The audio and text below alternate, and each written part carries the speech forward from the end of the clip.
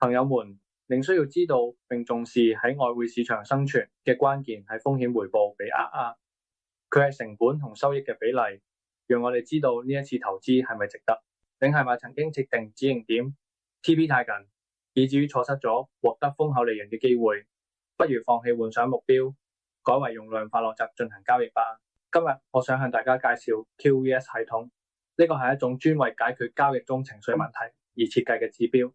首先，佢一個亮點係準確計算 TP， 我哋唔再隨意猜測目標係1500點係2000點，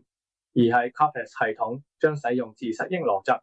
根據市場嘅正確波動嚟計算，使系統準確知道價格喺該輪次應該結束嘅位置。此外，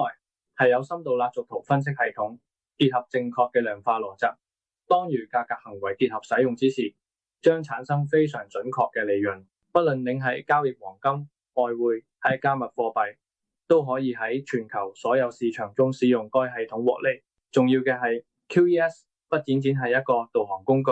我哋仲有安裝視頻、設置視頻以及2種交易技巧嘅視頻，幫助大家安全咁下單並獲得利潤。就似我哋有一本職業高爾夫球手嘅筆記本一樣，幫助我哋更加有紀律同埋專注咁交易。如果你曾經因為憑感覺而喺市場上面受過傷，不妨試住敞開心扉，學習呢樣一個有明確邏輯支持嘅系統。可以喺評論中輸入感興趣，或直接私信我哋撩下。期待與呢邊見面。